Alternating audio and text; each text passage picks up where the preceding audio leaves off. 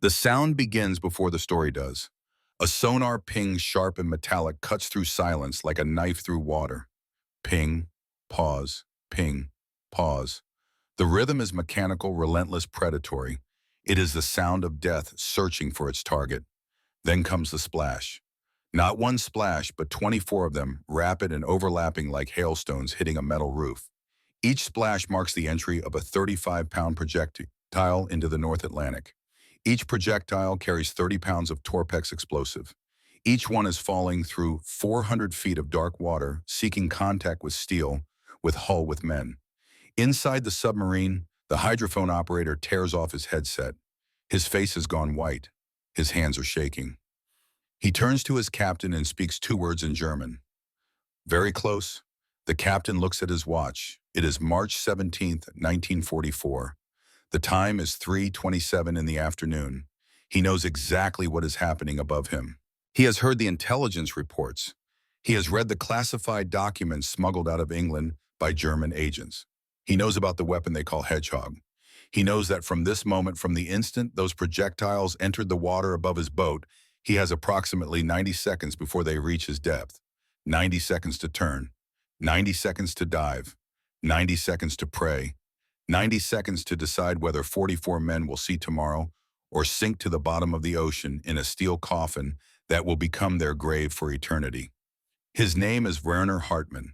He is 32 years old. In his wallet pressed between two pieces of oilcloth to protect it from the constant dampness of submarine life, he carries a photograph of his wife and infant daughter. The photograph was taken in Hamburg 6 months ago, just before he left on this patrol. His daughter's name is Anna. She is 1 year old. She has never heard her father's voice except through the crackle of a radio transmission that lasted 30 seconds before the signal was cut. Werner Hartmann takes a breath. The air inside the submarine is thick and foul. It smells of diesel fuel, unwashed bodies, mold, and something else, something metallic and sharp that might be fear or might be the smell of the machinery that keeps them alive down here in the crushing darkness. He grips the periscope housing with both hands. His knuckles are white. He gives the order. Hard to starboard. Flank speed. All hands brace for impact. The submarine heels over as the rudder bites into the water. The electric motors whine as they spool up to maximum power. Type 7C U-boats are not fast underwater. 7 knots at best, maybe 8 if you push the batteries to the point where they start to give off hydrogen gas and risk an explosion that will kill you just as surely as the projectiles falling from above. But 7 knots is all they have, and Hartmann will use every fraction of every knot to try to carry his boat and his men out of the pattern that is falling toward them through the darkness. Above the surface, 400 feet straight up, the commander of His Majesty's ship Swale stands on the bridge wing with his hands clasped behind his back. His name is James Morrison. He is 28 years old. He has been hunting submarines for 2 years. He has killed 3 U-boats with the Hedgehog system. He knows exactly how long it takes for the projectiles to fall through 400 feet of water at terminal velocity. He knows that somewhere below him, right now, a German commander is making the same calculations he made when he ordered the mortars to fire. Morrison does not smile. He does not cheer. He does not feel triumph or excitement or even satisfaction. What he feels is a cold, heavy weight in his chest that has been there since the day 2 years ago when he received the telegram informing him that his older brother, a gunner on HMS Hood, had been killed when that mighty battlecruiser exploded and sank in less than 3 minutes, taking all but 3 of her 1,400-man crew to the bottom of the Denmark Strait. Morrison joined the Navy 3 weeks after that telegram arrived. He volunteered for anti-submarine warfare. He learned everything there was to learn about hunting U-boats. He studied their tactics, their capabilities, their weaknesses. He became expert in the use of sonar depth charges and the new weapon that had just entered service, the Hedgehog forward-throwing mortar system. He was good at it, very good. Some men are born to paint or write poetry or build houses. James Morrison was born to kill submarines. But being good at killing does not mean you enjoy it. His sonar operator calls up from the operations room below the bridge. Contact still closing. Target is turning to starboard. Speed increasing. Morrison nods. He expected this. Every U-boat commander makes the same choice when he realizes Hedgehog has been fired. Turn hard, increase speed, try to move laterally out of the pattern before the projectiles arrive. It almost never works. The pattern is 120 feet wide by 140 feet long. A Type 7 CU boat is 220 feet from bow to stern. There is nowhere to hide. Morrison adjusts his course by 5 degrees to follow the turn. His ship maintains perfect sonar contact with the submarine throughout the approach. This is the genius of Hedgehog. Unlike depth charges, which require the attacking ship to pass over the submarine and lose sonar contact during the critical moments of the attack, Hedgehog fires forward. The projectiles arc through the air and land ahead of the ship. Sonar tracks the target continuously. If the submarine turns, the attacking ship turns with it. There is no escape. Morrison's crew has fallen silent. Every man on the bridge in the operations room at the mortar stations on the foredeck stands perfectly still and listens. They are listening for the sound that will tell them whether they have hit or missed. With depth charges, you never know. Depth charges explode at preset depths, whether they hit anything or not. The ocean erupts in massive columns of water. The concussion disrupts sonar for minutes. The submarine escapes in the confusion, damaged, perhaps, but alive. Hedgehog is different. Hedgehog projectiles are fitted with contact fuses. They only explode if they strike something solid. If the attack misses, the projectiles sink silently to the ocean floor and disappear into the mud. There is no explosion, no disruption. The attacking ship knows immediately that the attack has failed and can prepare to fire again. But if the projectiles hit, if even one of them makes contact with the submarine's hull, then everyone on both ships knows instantly. The explosion is distinctive, sharp, and violent, nothing like the dull thump of a depth charge detonating in open water. It is the sound of steel meeting steel, of high explosive detonating against a pressure hull of air and water and metal, and men being compressed into a space too small to contain them. It is the sound of death arriving on schedule. Morrison looks at his watch. 45 seconds have passed since the mortars fired. 45 seconds since 24 projectiles entered the water and began their descent toward the submarine. He can picture it in his mind, can see it as clearly as if he were watching it happen. The projectiles are in free fall now, streamlined shapes cutting through the water at terminal velocity. The submarine is turning, its commander desperate, making the only move available to him, hoping that speed and angle will carry his boat clear of the pattern before the projectiles reach depth. Morrison knows it will not be enough. He has done the mathematics too many times. He has plotted the trajectories, calculated the speeds factored in the turn radius of a Type 7 U-boat at flank speed. The numbers do not lie. The submarine is turning at 7 knots. The projectiles are falling at 60 feet per second. By the time the boat completes its turn, by the time it moves far enough laterally to clear the pattern, the projectiles will have already reached its depth. The mathematics are unforgiving. The ocean does not care about courage or skill or desperation. It only cares about physics. 60 seconds have passed now. Morrison's executive officer stands beside him on the bridge wing. The officer is young, 23, fresh from training on his first patrol, in command of the mortar crew. He is gripping the bridge rail so hard his fingers have gone numb. He wants to ask the captain what happens next, wants to know if they hit, if they killed it, but he knows better than to speak.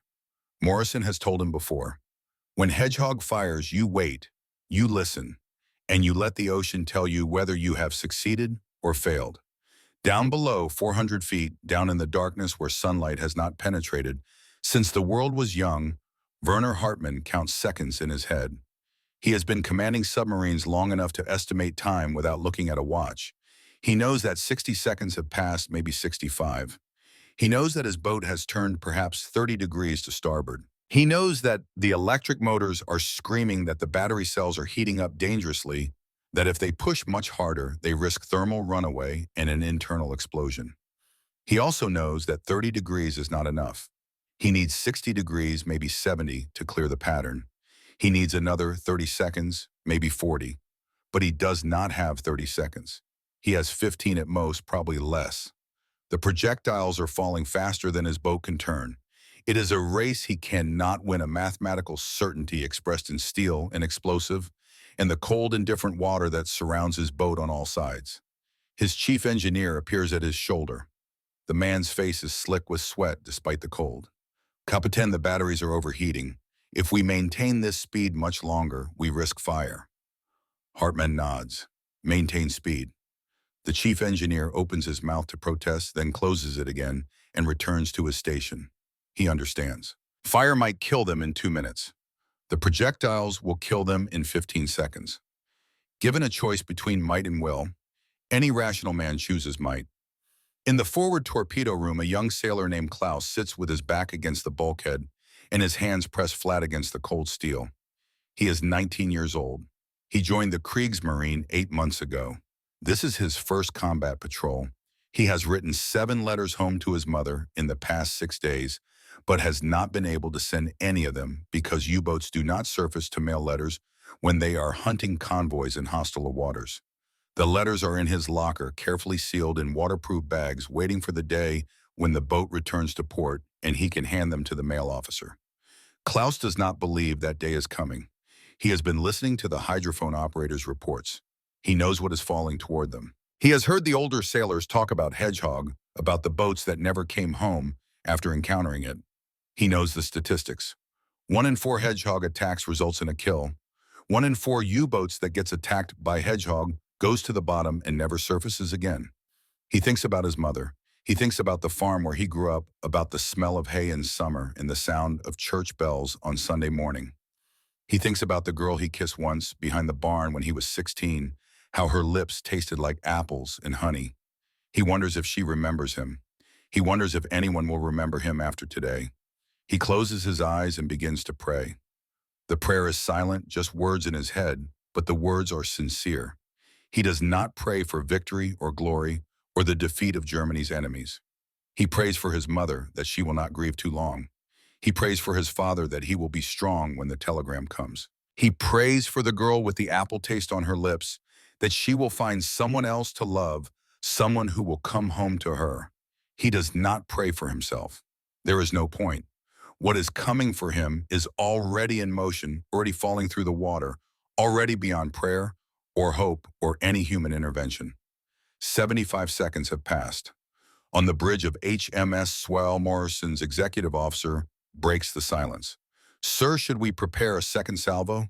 Morrison does not answer immediately. He is still listening, still counting seconds in his head. Another 10 seconds, maybe 15, and they will know. The ocean will tell them. The ocean always tells. His sonar operator calls up again. Target still turning, bearing now 275. Speed holding at 7 knots. Morrison calculates in his head. The submarine has turned 40 degrees.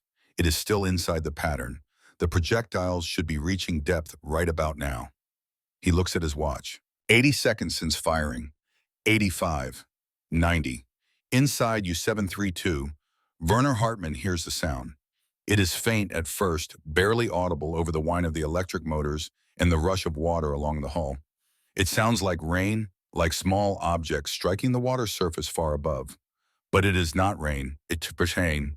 It is 24 steel projectiles entering their final descent, their terminal approach, their last 100 feet before impact or ocean floor. The sound grows louder. It is all around them now, surrounding the boat, a sound like someone dropping ball bearings onto a tin roof. Hartmann's hydrophone operator has his headset pressed so tight against his ears that it will leave marks on his skin for hours, except that hours is a luxury they no longer have. The operator's eyes are wide.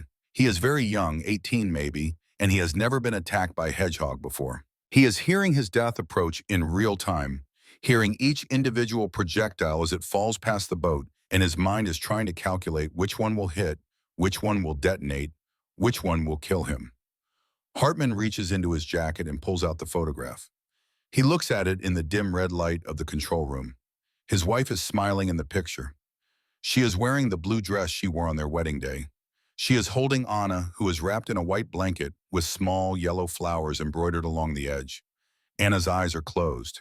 She looks peaceful, content, loved. Hartmann traces his finger along the edge of the photograph. His hand is steady. If he is afraid, he does not show it. A captain cannot show fear. A captain must be a rock, an anchor, something solid and unmovable that the crew can hold on to when everything else is chaos and terror. Hartmann has been a captain long enough to know this. He has been at sea long enough to understand that death is always present on a submarine, always waiting just outside the hull, held back only by a few inches of steel and the skill of the men who operate the machinery. He speaks quietly, barely above a whisper. The words are not in order. They are more like a prayer or a goodbye or a promise he knows he cannot keep. Anna, mein Liebling. Dein Vater liebt dich. Anna, my darling, your father loves you. The chief engineer looks at him and understands. He crosses himself quickly, a gesture from his Catholic childhood that he has not made in years, but that comes back to him now in this moment when there is nothing left but faith and the faint hope that someone somewhere is listening. The sound of the falling projectiles intensifies. They are very close now, passing through the boat's depth, some ahead, some astern, some to port and starboard. Most of them will miss. The pattern is large, but the submarine is small, and the ocean is vast and indifferent and full of empty space where projectiles can fall harmlessly to the mud. But not all of them will miss. Hartman replaces the photograph in his wallet and returns the wallet to his jacket. He grips the periscope housing again, embraces himself. Around him, every man in the control room does the same. They grab pipes, valves, anything bolted to the hull. They plant their feet wide. They take deep breaths of the foul air and hold it. They wait. On the surface, Morrison counts. 95 seconds. 100. 105. And then the ocean speaks. The first explosion is sharp and violent, a crack like lightning striking metal. It comes from directly below, from exactly where the sonar placed the submarine. Morrison feels it through the deck plates, a shudder that runs through the entire length of his ship. His executive officer jerks as if struck. The sonar operator shouts from below. Hit, direct hit. The second explosion follows less than 2 seconds later. Then the third. 3 explosions in rapid succession, 3 projectiles finding their target, 3 contact fuses detonating against the pressure hull of U-732. Morrison closes his eyes. He knows what 3 hits means. 1 hit might leave survivors, men trapped in sealed compartments, waiting for rescue that will never come. 2 hits might split the boat in half, but leave men alive long enough to drown as water floods the compartments. But 3 hits, 3 simultaneous breaches in the pressure hull at 400 feet depth, means instantaneous catastrophic failure. It means the hull implodes before the explosive force even finishes expanding. It means death comes so fast that the men inside do not even have time to understand what is happening before it is over. The sonar operator confirms what Morrison already knows. Contact lost, sir. She's gone. Morrison opens his eyes. His crew is cheering. Men are slapping each other on the back, shaking hands, grinning. His executive officer is shouting something about confirmed kill, about adding another pennant to the ship's record. Someone below decks is breaking out the rum ration early. Morrison does not join the celebration. He walks to the bridge railing and looks out at the ocean. The water is gray and choppy, whitecaps breaking in the wind. There is no debris. There never is with Hedgehog.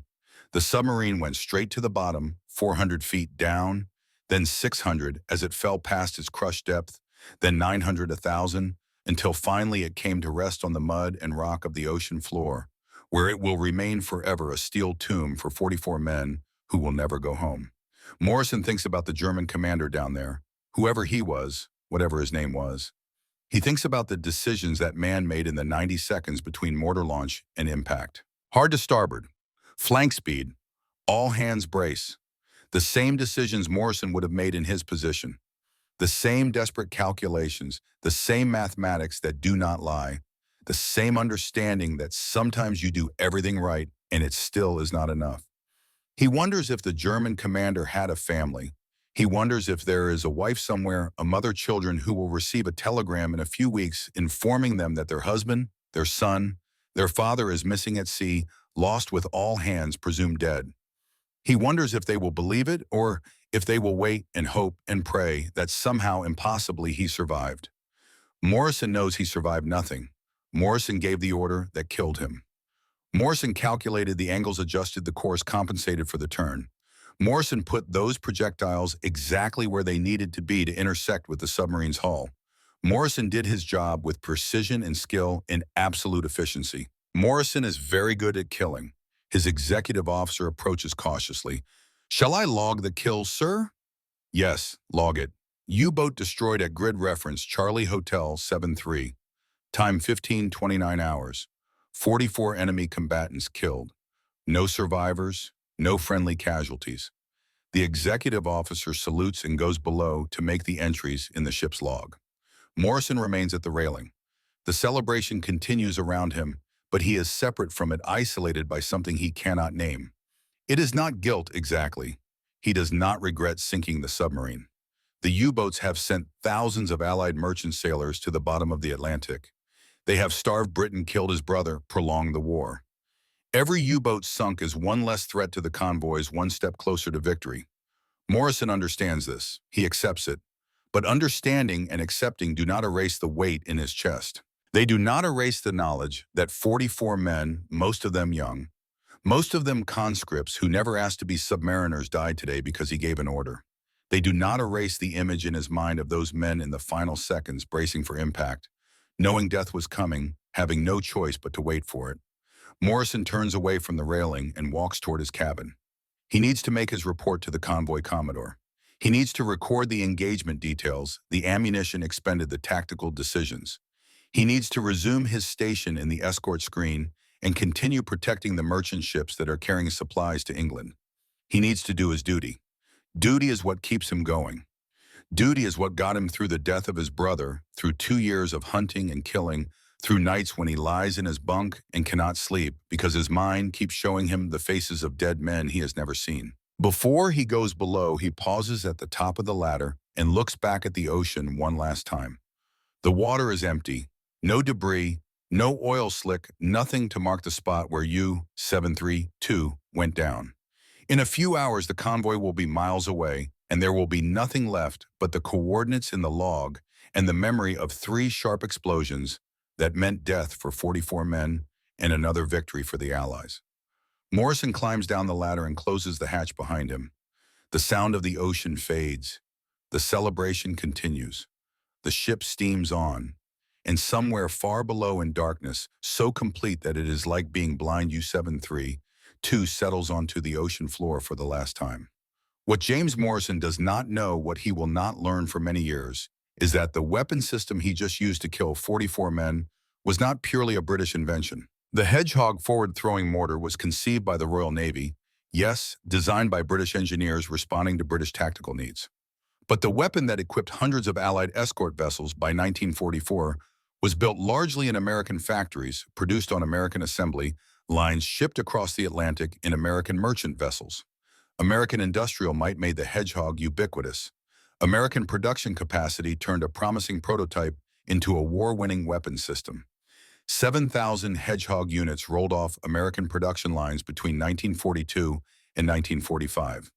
They equipped British frigates and corvettes, yes, but also American destroyer escorts, Canadian submarine hunters, even some Soviet patrol vessels operating in the Arctic. The mathematics of industrial warfare are as unforgiving as the mathematics of ballistics. Germany could build excellent submarines, could train superb crews, could develop innovative tactics. But Germany could not match Allied production capacity. For every U-boat Germany launched, the Allies launched 5 escort vessels. For every torpedo Germany manufactured, the Allies manufactured 10 Hedgehog projectiles. The war was not won by individual skill or tactical brilliance. It was won by factories and shipyards and the ability to produce weapons faster than the enemy could destroy them. 300 miles southwest of where HMS Swale just sank, U-732, an American destroyer escort designated D, E-117 steams on patrol. The ship's name is USS Reuben James, the second vessel to carry that name. The first Reuben James was sunk by a U-boat in October 1941, before America even entered the war, killing 115 American sailors. The crew of the second Reuben James takes that history personally. They are hunting submarines with the same intensity Morrison brings to the task, driven by the same desire for vengeance, carrying the same weight of duty and loss. Lieutenant Michael O'Brien commands the Reuben James. He is 30 years old, from Boston, the son of Irish immigrants who came to America seeking freedom and opportunity. His father worked in a factory. His mother cleaned houses. They saved every penny to send Michael to college. He studied engineering at MIT, graduated in 1936, went to work designing bridges. Then Pearl Harbor happened, and O'Brien joined the Navy because his country needed engineers who understood stress and structure and the mathematics of destruction. O'Brien's ship carries Hedgehog. The system is mounted on the foredeck, 24 spigot mortars arranged in a rectangular frame ready to fire on command. His crew has trained extensively with the weapon, but has never fired it in combat. They are eager for the chance. They want to sink a U-boat. They want to add a kill pennant to their ship's record. They want to prove that American technology and American training and American determination can win battles. What they do not understand yet, what O'Brien is only beginning to comprehend, is that killing is easy, but living with killing is hard. That the mathematics of warfare are clean, but the mathematics of conscience are not. That sinking a submarine is a tactical success, but also a human tragedy. 40 or 50 men sent to the bottom, 40 or 50 families destroyed, 40 or 50 lives ended because you gave an order and pressed a button and let physics do the rest. O'Brien will learn these lessons. He will sink 2 submarines before the war ends. He will carry the weight of 100 men killed by his orders. He will lie awake at night replaying the 90 seconds, seeing the trajectories, hearing the explosions, knowing that he did his duty, but wondering if duty is enough to justify the taking of human life. But that knowledge is months away. Right now, on this March day in 1944, O'Brien is still innocent. He still believes in clean victories and righteous causes and the moral clarity of fighting evil. He has not yet learned that war makes victims of everyone it touches, that there are no clean victories, that the line between good and evil runs through every human heart, including his own. The Reuben James continues its patrol. The convoy steams eastward. The war grinds on. And in American factories from Massachusetts to California, workers produce more Hedgehog systems, more projectiles, more weapons to feed the insatiable appetite of industrial warfare. They work 12-hour shifts. They sacrifice comfort and leisure, and sometimes safety to meet production quotas. They believe they are saving lives, protecting freedom, defeating tyranny. They are right in a way. The weapons they produce will help win the war. The Hedgehog will sink 47 U-boats in 1944, alone will kill more than 2,000 German submariners, will make the Atlantic crossing safe enough that supplies can flow to Britain and eventually to France after a day. American production will prove decisive. American industrial capacity will overwhelm German innovation. But the workers in the factories do not see the other side of their labor. They do not see the 90 seconds. They do not see Werner Hartmann looking at a photograph of his daughter. They do not see Klaus praying for his mother. They do not see the water rushing in the lights, going out the desperate final moments of men who are drowning in steel coffins at the bottom of the ocean. They cannot see these things because if they did, if they truly understood the human cost of every weapon they produce, they might not be able to continue. And they must continue. The war demands it. Victory requires it. Freedom depends on it. So they work and they produce and they send their weapons across the Atlantic, and men like Morrison and O'Brien use those weapons to kill men like Hartmann and Klaus. And everyone tells themselves they are doing the right thing, fighting the good fight, serving a cause larger than themselves. And perhaps they are right. Perhaps in the terrible arithmetic of war, some killing is necessary to prevent greater killing. Perhaps the deaths of 2,000 German submariners prevented the deaths of tens of thousands of Allied merchant sailors. Perhaps the sacrifice of men like Hartmann saved men like Morrison's brother, or would have if the weapons had been available sooner. But perhaps is cold comfort to the widows and orphans. Perhaps does not resurrect the dead, or heal the wounds, or explain why good men must die, for causes they barely understand in a war none of them wanted. The ocean does not care about perhaps. The ocean only cares about mathematics. And the mathematics say that when you fire 24 projectiles at a submarine 400 feet below the surface, when you calculate the trajectory correctly and adjust for the turn and compensate for speed and depth, then 90 seconds later you will hear explosions and men will die. The mathematics never lie. 400 feet below the surface of the North Atlantic, in water so cold it would stop a man's heart in minutes, Werner Hartmann feels his submarine shudder. The first projectile strikes the conning tower with a sound like a church bell being hit with a sledgehammer. The metal screams, The impact reverberates through every frame, every rivet, every welded seam of the boat. For one impossible moment, nothing happens. The world hangs suspended between before and after, between life and whatever comes next. Then the water finds the breach. At 400 feet depth, the ocean weighs 300 pounds per square inch. It does not seep or trickle or leak. It erupts. It explodes inward with the force of a fire hose, a solid column of freezing seawater that fills the conning tower in less than 3 seconds. The pressure wave travels through the boat faster than sound, faster than thought. Men standing in the control room feel it as a hammer blow to their chests, a sudden compression that drives the air from their lungs. The lights go out instantly. Every electrical system in the boat dies the moment salt water hits the batteries. The darkness is absolute primordial, the kind of darkness that existed before the sun was born. In that darkness, men scream. Not words, just sounds, animal sounds of terror and desperation, and the knowledge that death has arrived and there is no escape, no reprieve, no last-minute rescue. The second projectile hits 3 seconds after the first. It strikes amidships, punching through the pressure hull and detonating inside the engine room. The explosion is confined, channeled by the steel walls of the compartment. It cannot expand outward, so it expands inward, incinerating everything it touches. The chief engineer dies instantly, his body vaporized before his nervous system can register pain. The two mechanics working beside him have time for one breath, one final inhalation of superheated air that sears their lungs, and then they are gone. The third projectile arrives while the boat is still reeling from the second. It hits aft near the stern, demolishing the propeller shaft housing and flooding the aft torpedo room. 6 men are in that compartment. Young Klaus, the 19-year-old farm boy who was praying for his mother, is one of them. The water takes him so fast he does not have time to be afraid. One moment he is pressed against the bulkhead, his hands flat against cold steel. The next moment, the steel is gone, and there is only water, black and crushing and final. Werner Hartmann is still standing at the periscope when the boat begins to die around him. He feels the impacts 1, 2, 3 like being kicked by a giant. He feels the deck tilt beneath his feet as water floods into the stern and pulls the boat down by the tail. He hears the screaming, the rushing water, the groan of metal being stressed beyond its design limits. He knows with the absolute certainty that comes from years at sea that his boat is finished. There will be no recovery from this.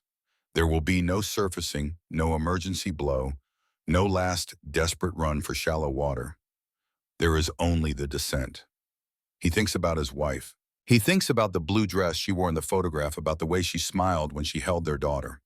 He thinks about Anna, who will grow up without knowing her father, except as a name on a memorial, a line in a casualty list, a ghost who went to sea and never came back.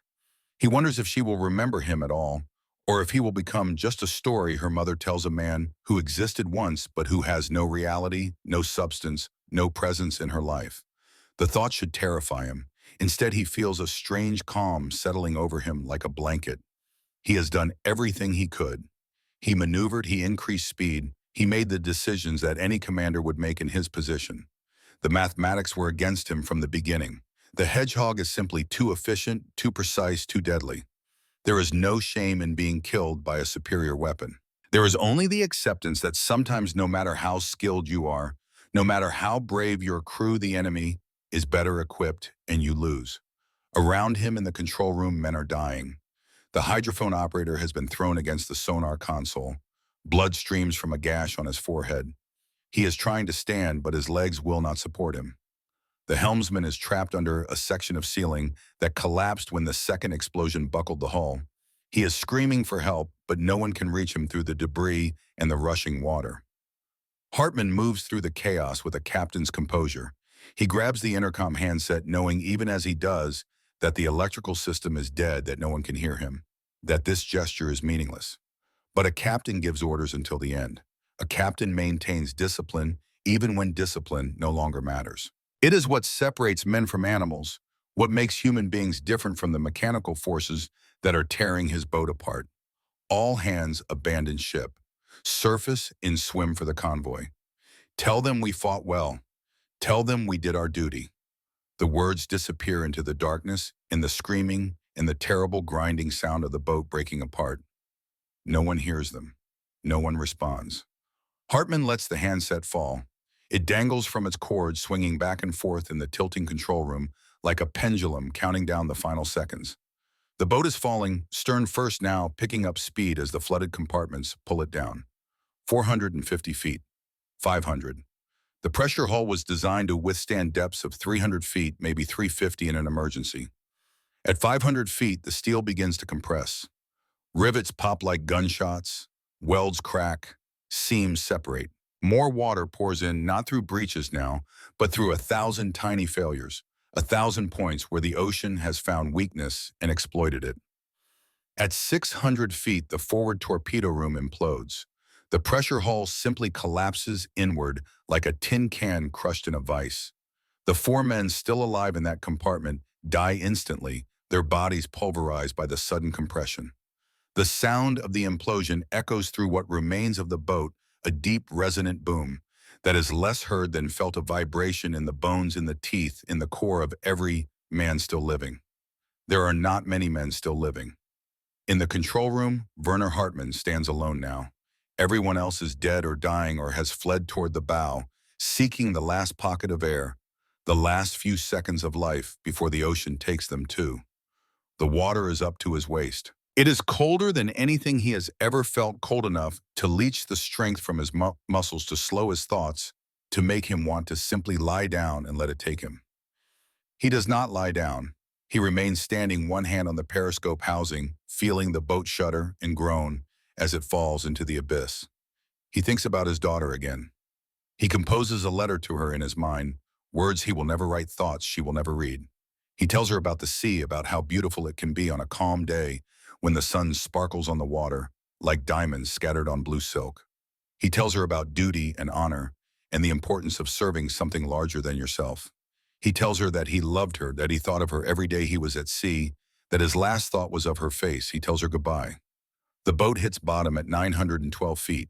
The impact is gentle, almost anticlimactic, a soft settling into the mud and silt of the ocean floor. By this time, the pressure hull has failed completely. There is no air left inside, no pockets of atmosphere, no final desperate gasps. There is only water, cold and dark, and still filling every space, every compartment, every corner of what was once a warship and is now a tomb. Werner Hartmann dies sometime during the descent, though exactly when is impossible to say. Perhaps it is when the control room floods completely and the water closes over his head. Perhaps it is when the cold stops his heart, or when the pressure crushes his lungs, or when his brain simply shuts down from lack of oxygen. It does not matter. The result is the same. A man who woke up this morning, who ate breakfast of stale black bread and ersatz coffee, who looked at a photograph of his family and promised himself he would see them again, is gone. He has become one more casualty, one more name on a list, one more telegram that will be delivered to a woman in a blue dress who will scream and collapse and never fully recover from the news. His last meal was typical submarine fare. The bread was 3 days old, hard enough to break teeth if you bit down wrong.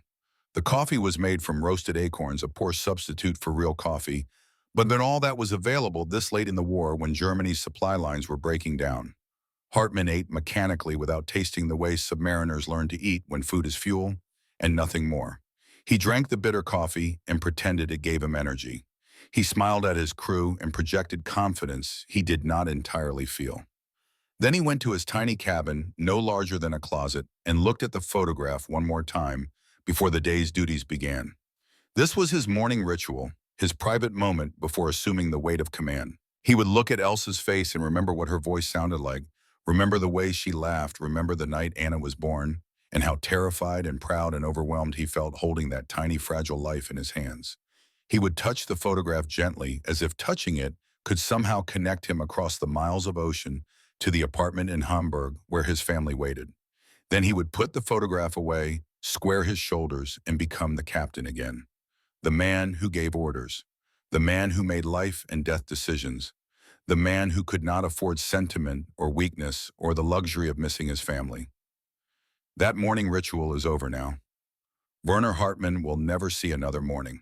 He will never taste coffee again, real or ersatz. He will never hold his daughter. He will never kiss his wife. He will never walk through Hamburg streets or sit in his favorite cafe or do any of the thousand small, ordinary things that make up a life. He is gone, erased as completely as if he never existed, reduced to a name in a casualty list and a photograph in a wallet that rests with him 900 feet below the surface, in a submarine that has become his coffin.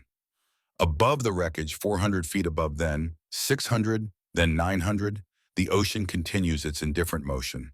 Waves break, the wind blows. The convoy steams eastward toward England, its escorts scanning for more submarines, always more submarines, because the war does not pause for grief or reflection or the acknowledgement of death. On the bridge of HMS Swale, James Morrison stands at the railing and watches the empty water. His crew has finished celebrating. The rum ration has been distributed and consumed. Men have returned to their stations. The ship has resumed its position in the escort screen. Everything is normal routine, exactly as it should be after a successful engagement. Everything except Morrison himself. He cannot stop thinking about the 90 seconds. He has been replaying them in his mind since the moment the mortars fired. He sees the trajectories of the projectiles, the turn of the submarine, the intersection of predicted position and actual position. He sees the mathematics of it, clean and precise and utterly remorseless. He sees the moment when the German commander realized he could not escape, when the calculations became certainty, when hope died and only waiting remained. Morrison wonders what that feels like. He has never been on a submarine. He has never experienced the claustrophobia, the constant awareness that you are surrounded by an ocean that wants to kill you, that only a few inches of steel and the skill of your crew stand between you and drowning. He has never felt the terror of knowing that death is falling toward you through the water, and there is nothing you can do but turn and pray and count the seconds until impact. He wonders if he would be brave if their positions were reversed. He wonders if he would stand at his post and give orders and maintain composure while his ship died around him. He wants to believe he would, but he is honest enough to admit that he does not know. Courage is easy when you are the hunter, when you are the prey, when death is seconds away and escape is impossible. Courage becomes something else entirely. It becomes endurance. It becomes the ability to face the inevitable without screaming, without begging, without losing the dignity that makes you human. Morrison hopes the German commander had that dignity. He hopes the man Destin well died as a sailor should, doing his duty until the end. It would make the killing easier, somehow would give it meaning beyond the brutal calculus of war. It would transform the act from murder into combat, from atrocity into necessity. But hope does not change facts. Hope does not resurrect the dead or comfort the widows, or explain to children why their fathers are not coming home. Hope is a luxury that Morrison can no longer afford.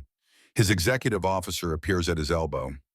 Sir, the convoy commodore sends his compliments and thanks for the prompt elimination of the threat.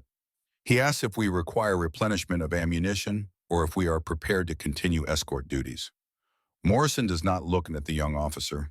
He keeps his eyes on the water, on the spot where U-732 went down, though there is nothing to see now except waves and whitecaps and the endless gray expanse of the North Atlantic. Tell the Commodore we are ready to continue duties. We have sufficient ammunition for additional engagements if required. The executive officer salutes and departs. Morrison remains at the railing. He knows he should go below, should write his report, should attend to the 1,000 administrative tasks that follow a successful action. But he cannot seem to make himself move. He is held in place by something he cannot name, some weight that has settled on his shoulders and will not lift. He thinks about his brother William who died on HMS Hood 2 years ago.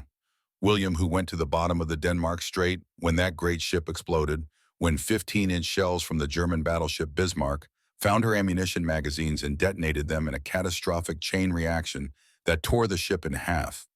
William, who was 24 years old, who played cricket on summer afternoons, who could quote Shakespeare from memory, who was engaged to marry a teacher named Elizabeth, who wrote letters home describing the beauty of the northern lights as seen from the deck of a warship. Morrison remembers the last letter William sent, received 2 days after the telegram announcing his death. William had written about seeing whales breaching near the ship, about how magnificent they were, how humbling it was to witness such power and grace. He wrote about missing home, missing Elizabeth, missing the simple pleasure of walking through a park without wearing a uniform. He wrote that he hoped the war would end soon so he could come home and start the life he wanted to live. The letter ended with a joke about the terrible food on Hood and a promise to write again soon. William never got the chance. Bismarck's shells saw to that. One moment William was at his gun station, doing his duty protecting his ship. The next moment, he was gone, vaporized in the explosion or drowned in the freezing water of the Denmark Strait. His body was never recovered. He has no grave except the ocean itself. Morrison joined the Navy to avenge his brother. He volunteered for anti-submarine warfare because U-boats were Germany's primary weapon against Britain, because sinking them would hurt the enemy, would make them pay for William's death. He has been successful. 6 U-boats destroyed in 2 years. Today's kill makes 7. Probably 350 men killed total, maybe more. It should feel like justice. It should feel like balance, like accounts settled, like the universe made right again. It does not feel like any of those things. It feels like murder multiplied. It feels like he has taken 7 Williams away. From 7 families has created 7 widows like Elizabeth, and dozens of orphans, and hundreds of people who will grieve and rage and never understand why their loved ones had to die. The mathematics of vengeance do not balance. They only accumulate. Each killing adds to the weight. Each death demands its pound of flesh from the killer's soul. Morrison reaches into his jacket and pulls out a small, leather-bound notebook. It is his personal diary, not the official log, but a private record of his thoughts and feelings during this patrol. He has been keeping it since he took command of Swell, partly as a way to process what he sees and does, partly as a record for himself, something to read after the war, if he survives something that might help him understand what he has become. He opens the diary to today's date and begins to write. His handwriting is neat and precise, the product of expensive schooling at a grammar school in Liverpool, years of practice, filling out naval forms, the discipline of a mind that finds comfort in order and structure. The words come slowly at first, then faster as his thoughts clarify. March 17, 1944, 15:29 hours. Successfully engaged and destroyed enemy submarine designated U-732. 3 direct hits from Hedgehog mortar system. No survivors. Estimated 44 enemy combatants killed. No friendly casualties. Convoy proceeds on schedule. Weather holding. Visibility moderate. Sea state 3. He pauses. These are the facts, the official version, the record that historians will consult if they ever care about this particular action on this particular day in a war full of days and actions and deaths. But they are not the truth. The truth is more complicated, more painful, more human. He continues writing. The German commander fought well. He made the correct tactical decisions. He turned hard to starboard and increased to flank speed. He did everything possible to evade the attack. It was not enough. The Hedgehog is simply too effective. There is no defense against it except to avoid detection in the first place. And once you are detected, once sonar has locked onto your position and the mortars have fired, your fate is sealed. You have 90 seconds to pray and make peace with whatever God you believe in, and then you die. I gave the order. I calculated the firing solution. I adjusted our course to compensate for his evasive maneuvers. I put those projectiles exactly where they needed to be. I am good at this. Very good. Perhaps the best in the fleet. My superiors say so. My record proves it. 7 boats in 2 years, an average of 1 every 3.5 months. Exceptional performance. Outstanding service. Recommended for promotion to commander. But I killed 44 men today. 44 men who woke up this morning not knowing it was their last day alive. 44 men who ate breakfast, who talked with their mates, who thought about their families. 44 men who had mothers who loved them, maybe wives, maybe children. 44 men who were following orders just as I follow orders, who were doing their duty just as I do mine. I wonder if any of them had brothers. I wonder if any of them joined the Kriegsmarine to avenge a sibling killed by the Royal Navy. I wonder if any of them are lying on the ocean floor right now, hating me as much as I hated the men who killed William. I wonder when this ends. Not the war, but the killing. When do I get to stop calculating firing solutions and watching sonar screens and counting seconds until the explosions come? When do I get to be something other than an efficient killing machine? A man whose skill is measured by how many enemy sailors he can send to the bottom. I used to think I was fighting for Britain, for freedom, for revenge. I used to think that every U-boat I sank brought me closer to avenging William, closer to making his death mean something. Now I do not know what I am fighting for. I only know that I cannot stop. The convoys must get through, the U-boats must be destroyed, the war must be won. And I am good at winning, so I continue. But it costs something. Every boat I sink takes something from me, some piece of humanity that I cannot get back. I feel myself becoming harder, colder, more mechanical. I feel myself turning into the weapon I operate, all precision and efficiency, and no room for doubt or mercy or the acknowledgement that the men I kill are men and not just targets on a sonar screen. Tonight I will not sleep. I will lie in my bunk and see those 90 seconds replay in my mind. I will see the submarine turning desperately. I will see the projectiles falling. I will see the intersection of trajectory and position, that moment of mathematical certainty when I knew he could not escape. I will hear the three explosions. I will feel the deck shudder. I will know that I killed them well, efficiently, with textbook precision, and I will hate myself for being proud of it. Because part of me is proud. Part of me feels satisfaction at a job well done, at mathematics executed flawlessly, at a weapon system used to maximum effectiveness. Part of me wants to add another pennant to the ship's record, wants to receive the congratulations of my superiors, wants to be recognized as one of the best submarine hunters in the Royal Navy. That is the part of me that frightens me most. Not the guilt or the grief or the weight of the killing. Those are natural human responses. Those make sense.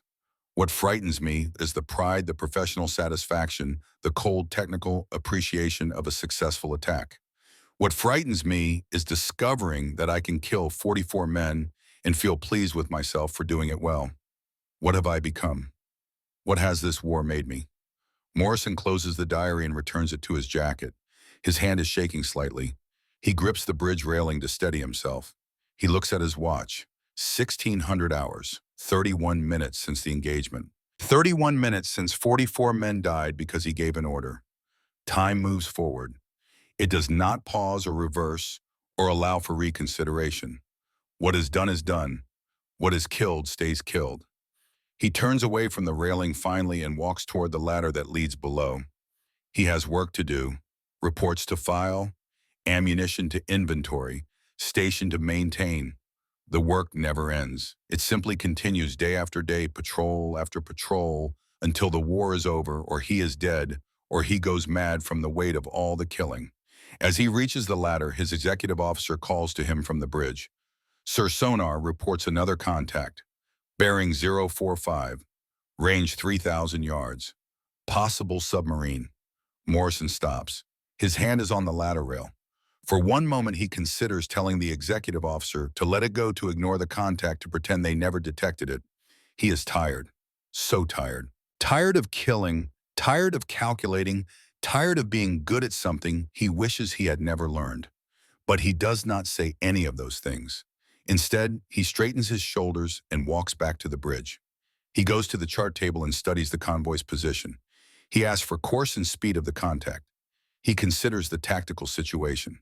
His mind begins working through the problem, calculating angles and range them, and approach vectors, falling back into the familiar patterns of tactical analysis, because those patterns are all he has left, the only thing that makes sense in a world that has stopped making sense. He is doing what he was trained to do, what he is good at, what the Royal Navy needs him to do. He gives the order: sound action stations. Prepare Hedgehog for firing. Come to course 045. Increase speed to 15 knots. The alarm sounds throughout the ship.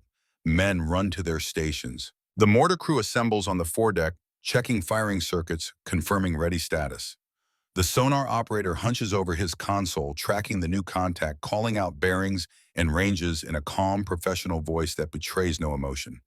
And James Morrison stands on the bridge of HMS Swale and prepares to kill again, because that is his duty and his skill and his curse. Because the war demands it. Because men like him must do terrible things so that their nation can survive. Because there is no other choice, no alternative, no way to stop the machinery of war once it has been set in motion. Because 90 seconds is all the time anyone gets, and Morrison has become very good at making those 90 seconds count. The second contact turns out to be a false alarm. A school of large fish perhaps, or a thermal layer in the water that confused the sonar, or just the Atlantic playing tricks, showing phantoms where nothing exists. Morrison calls off the attack after 15 minutes of fruitless searching. The relief he feels shames him. He should want to find the submarine. He should want the kill. That is his job. That is what he trained for. That is what his country needs from him. But instead, he feels grateful that he does not have to kill again today, does not have to add another 40 or 50 men to his count, does not have to write another diary entry about the weight of command and the cost of victory. The convoy continues eastward. The ocean returns to its normal rhythm. And James Morrison returns to his cabin to write his action report, to record the false alarm, to note that HMS Swale remains ready and capable and prepared to engage additional targets as required. The words come easily now.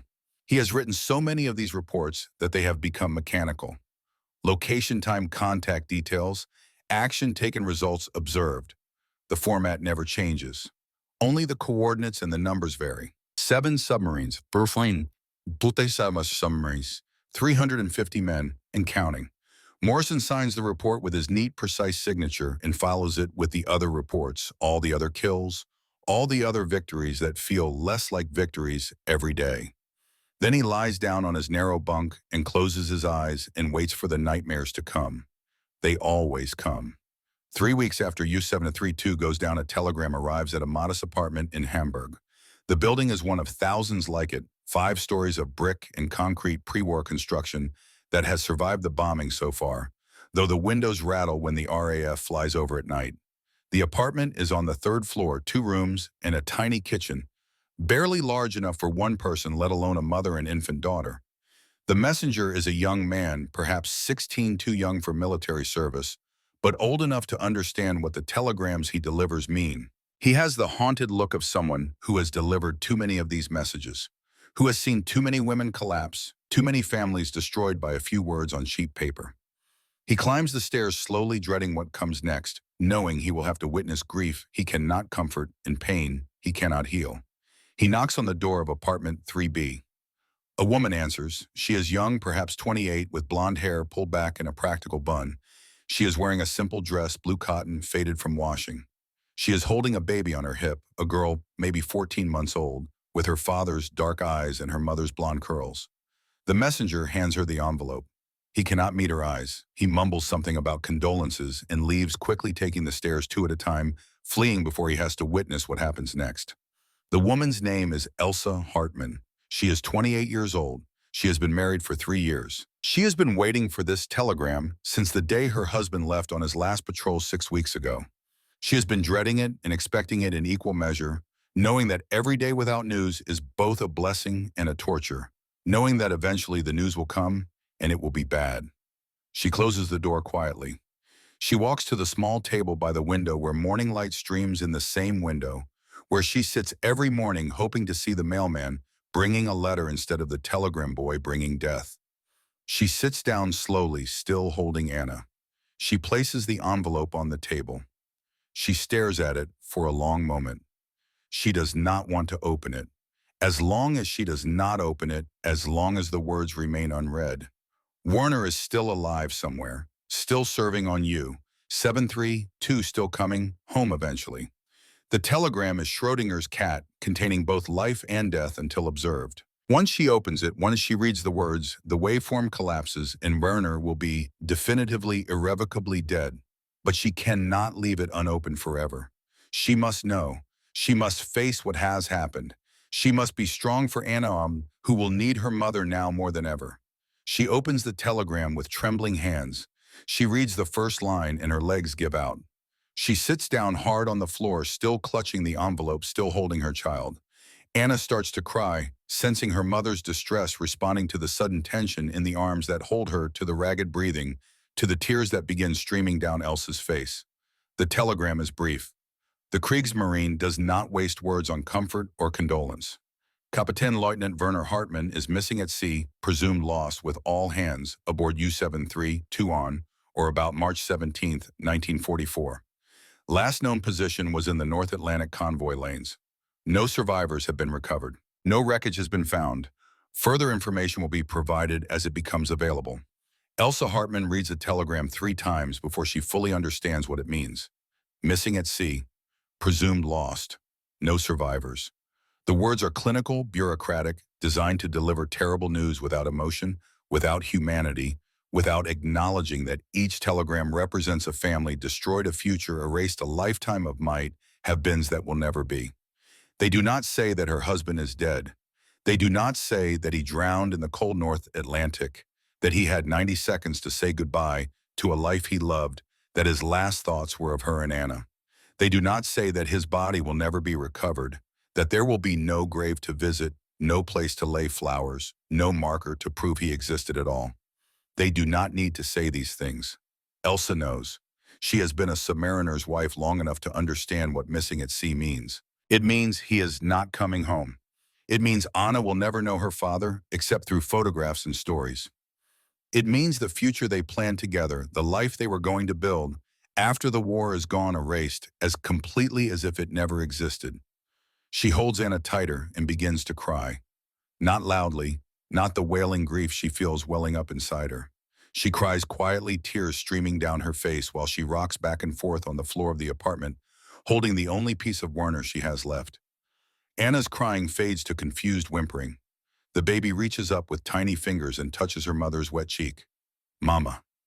The word breaks something inside Elsa. Mama. Yes, she is Mama. She will always be Mama. But Anna will never say Papa. Will never run to her father when he comes home from work. Will never sit on his shoulders or hold his hand or hear him read bedtime stories. Anna will grow up with only half a family, only half a history, only half the love she deserves. Elsa tries to smile through her tears. It is important to smile for children even when your heart is breaking, even when the world has just ended, even when everything you hoped for and dreamed of has been taken away in an instant. She touches Anna's face gently. Yes, Liebchen, Mama is here. Mama will always be here, but Papa will not be here. Papa is at the bottom of the ocean, 900 feet down, where the light never reaches, still at his post in U-73-2, still wearing the uniform he was so proud of when he posed for their wedding photograph. Papa will never teach Anna to ride a bicycle, or take her to school on her first day, or walk her down the aisle when she gets married. Papa is a memory now, a ghost, a man who existed for Anna only in the stories her mother will tell, and the photograph that will yellow with age. The stories Elsa will have to tell because there is no one else. Werner's parents died before the war. His brother Klaus was killed on the Eastern Front a year ago, shot by a Russian sniper outside Stalingrad. Werner's sister moved to America in 1937, married an engineer in Chicago, and the families lost touch after war was declared.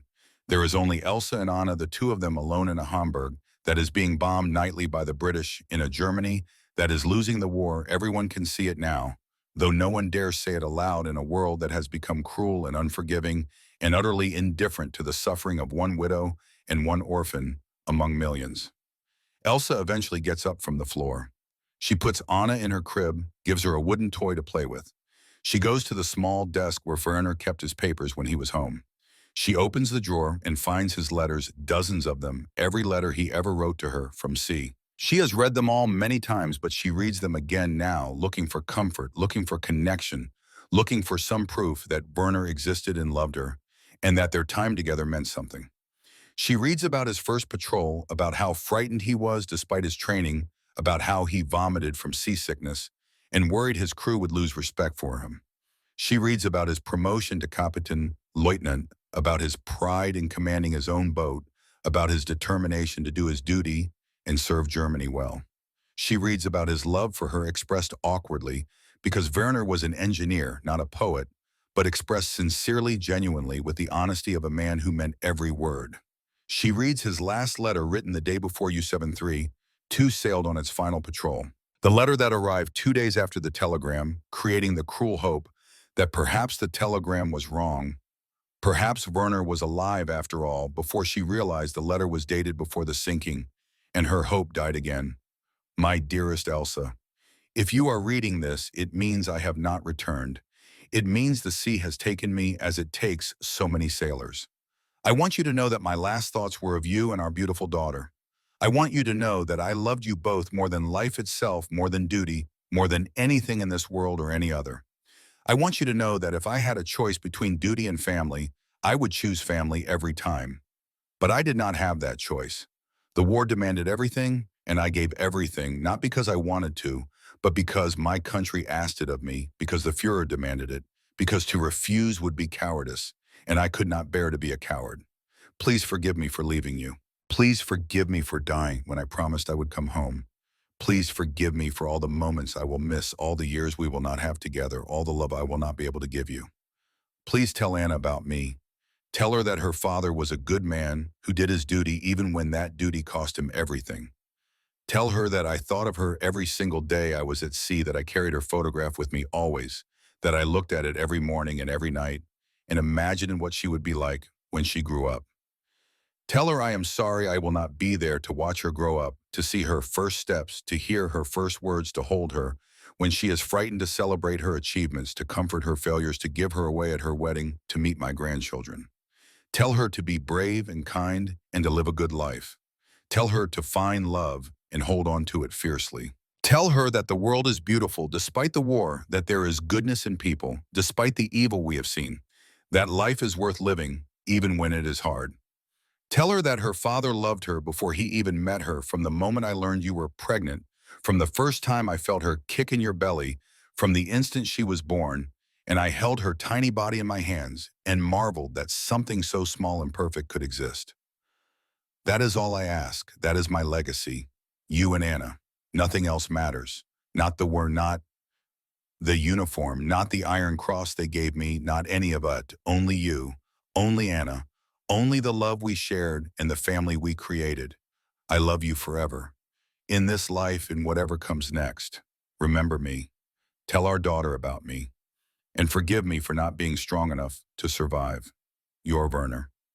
Elsa folds the letter carefully and puts it back in the drawer. She will keep it there, along with all the others, and someday when Anna is old enough to understand, when she is old enough to hear about her father without it breaking her heart, Elsa will give her these letters so that Anna can know the man her father was. But for now, Elsa must survive. She must find work because the widow's pension from the Kriegsmarine is barely enough to buy food in a city where everything is rationed.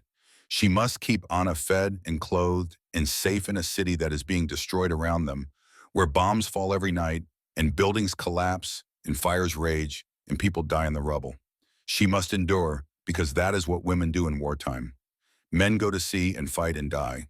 Women stay behind and raise children and mourn and somehow find the strength to continue. Elsa goes to the window and looks out at Hamburg. Smoke rises from the dockyards where British bombs fell last night. In the distance, she can hear sirens, fire engines responding to the latest disaster. The city is dying slowly, block by block, building by building. How much longer can it survive? How much longer can Germany keep fighting when everyone knows the war is lost? But these are dangerous thoughts. Speaking them aloud would bring the Gestapo. So Elsa keeps her thoughts to herself. She focuses on what she can control: feeding Anna, finding work, surviving another day, getting through another night of bombing, hoping that when this war finally ends, there will be something left to rebuild, some future worth living for. She picks up Anna from the crib.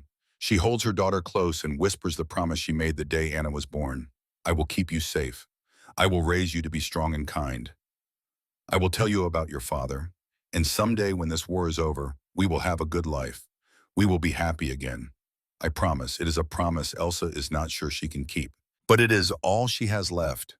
Hope for the future, love for her daughter, and the memory of a man in a photograph wearing a naval uniform, smiling at the camera, frozen forever in the moment before he went to sea and never came home. The war grinds on. The Battle of the Atlantic intensifies even as the tide turns decisively in favor of the Allies. More U-boats are sunk. More submariners die. The casualty lists grow longer. The telegrams keep coming to Hamburg and Bremen and Kiel, to every port city in Germany, to every family that sent a son or husband or father to sea. James Morrison continues hunting. He sinks 3 more submarines before the war ends. U-418 in June, U-602 in September, U-937 in January of 1945. His total reaches 10. He is promoted to commander. He is awarded the Distinguished Service Cross and Bar. He is written about in newspapers as a hero of the Battle of the Atlantic, one of Britain's most successful submarine hunters, a man who has personally sent 400 German sailors to the bottom. He does not feel like a hero. He feels like a man who has become very good at killing and who cannot stop even though he wants to. Each new kill adds to the weight. Each explosion, each confirmation that a submarine has gone down with all in hands, adds another layer to the darkness that grows inside him. In his cabin at night, he writes in his diary. The entries become shorter, more terse, as if words are failing him, or as if there is nothing left to say that has not been said before. The entries blur together repetitive variations on the same theme. June 15th, killed another boat today. UFAR 418, 38 men. They turned to port instead of starboard. It did not matter. The mathematics are unforgiving. They never had a chance. September 3rd, killed another boat. U-602, 41 men this time. The Hedgehog never misses. I wish it would. I wish I would miss. But I am too good at this, and they are not good enough, and so they die and I continue. January 7th, 1945. Killed another boat. U-937, lost count of how many men that makes total. 400 more, does it matter? Dead is dead. They are gone, and I sent them there, and nothing I do will bring them back. The entries stop in March of 1945. Morrison cannot write anymore. The words have run out. There is nothing left to say. He has killed 10 submarines. He has sent 400 men to the ocean floor. He has done his duty with exceptional skill and efficiency. He has made the Atlantic safe for Allied convoys. He has helped win the war, and he has destroyed himself in the process. He stops writing in May of 1945. The war in Europe ends. Germany surrenders unconditionally. The U-boats surface and fly white flags and are escorted into port by the same Allied navies that spent 6 years trying to destroy them. It is over. The killing can stop. The dying can stop. The war that consumed the world can finally end. Morrison is given extended leave. He returns to Liverpool. He visits his brother's grave again, the simple white stone in the military cemetery outside the city. He stands at the gravestone and tries to feel relief or satisfaction or anything at all. But he still feels nothing. The war is won, but William is still dead. 10 U-boats sank, but the brother Morrison loved is still at the bottom of the Denmark Strait, still 24 years old, still engaged to Elizabeth, who never married afterward, still robbed of the future he should have had. Victory has not brought William back. Revenge has not healed the wound.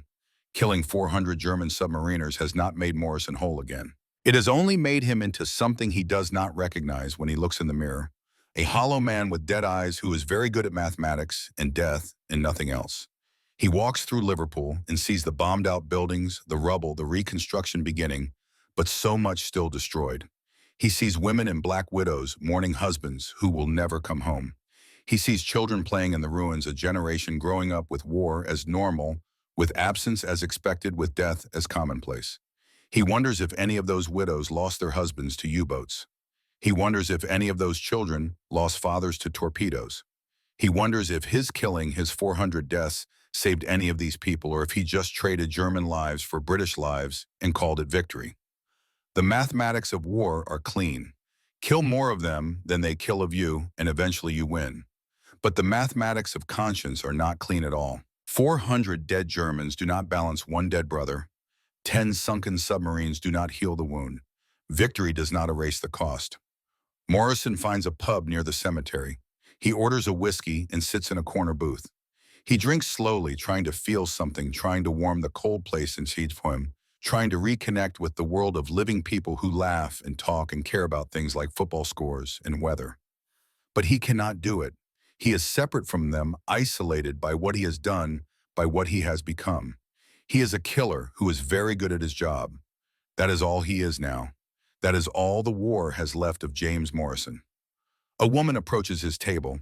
She is perhaps 30, wearing a nurse's uniform with ribbons indicating service in France. She has kind eyes and a gentle smile. She sees his ribbons and medals. Navy Morrison nods. Anti-submarine warfare. The woman's smile widens. A hero, then. Keeping the convoy safe. Keeping Britain fed and free.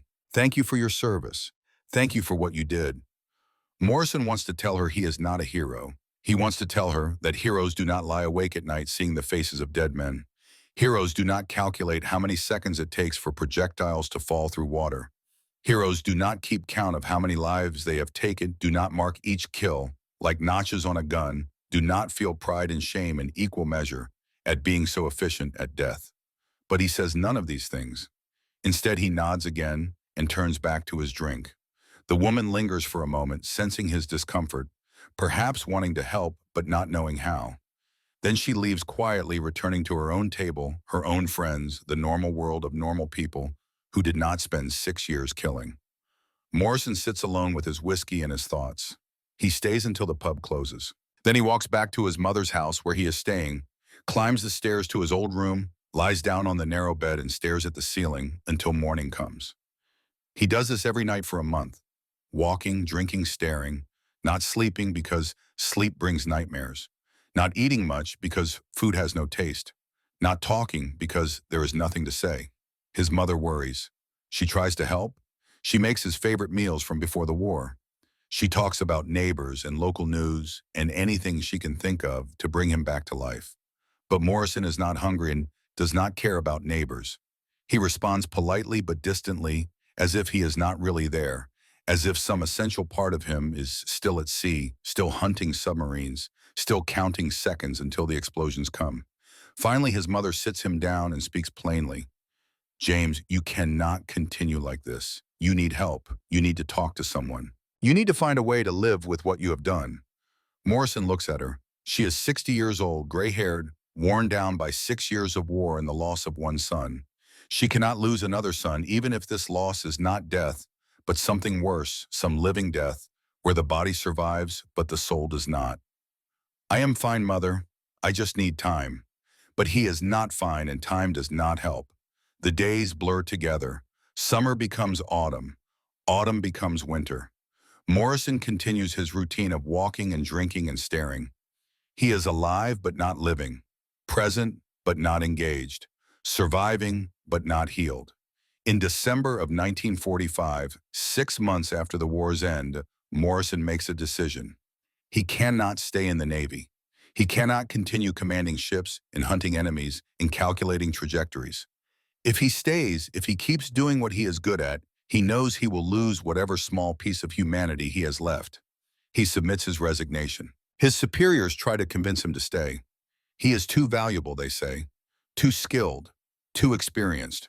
The Navy needs men like him, especially now when a new threat is emerging from the Soviet Union, when new conflicts loom on the horizon. But Morrison refuses. He is done with killing, done with war, done with being good at something he wishes he had never learned.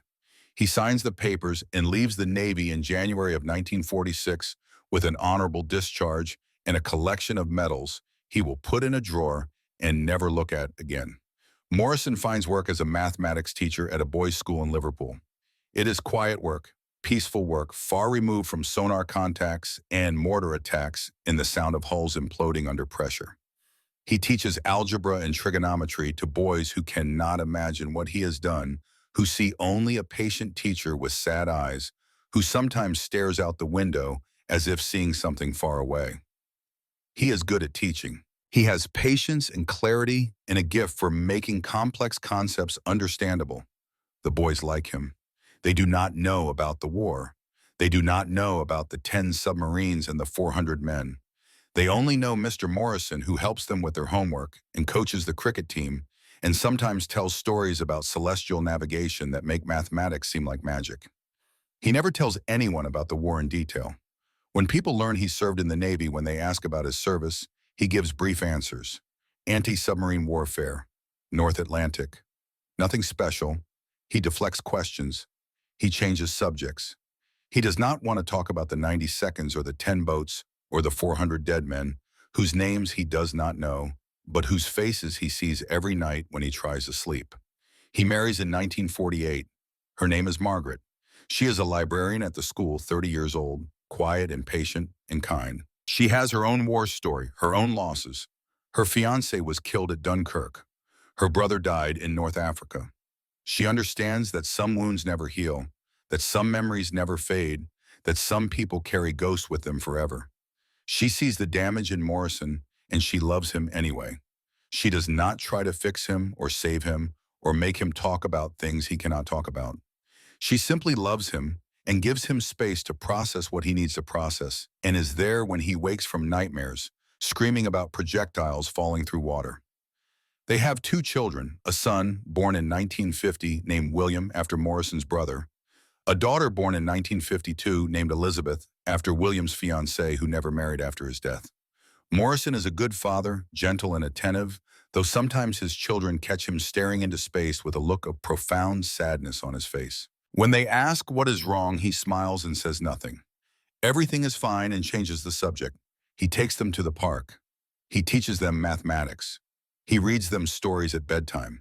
He loves them fiercely with an intensity that sometimes frightens Margaret because she knows it comes from all the love he could not give to the men he killed, all the tenderness he could not show when he was a weapon instead of a man. But he never tells them about the war. William and Elizabeth grow up knowing their father was in the Navy, knowing he served with distinction, knowing he has medals in a drawer somewhere that he never looks at. But they do not know the details. They do not know about the Hedgehog or the 90 seconds or the 10 submarines that went down because their father was very good at mathematics and killing. Morrison teaches for 40 years.